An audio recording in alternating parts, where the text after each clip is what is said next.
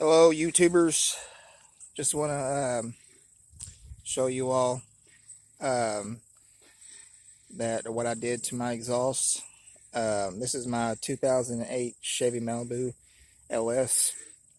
I mean, some people might think it's stupid. Some people might think it's cool, but I like it. That's all that matters, you know. But so this is kind of what I did.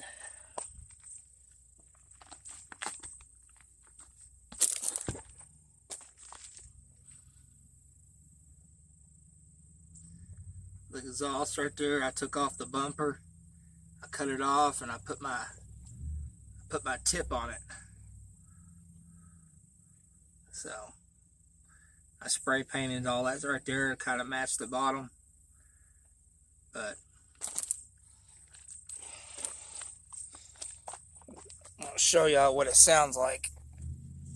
I'll get y'all set up right here.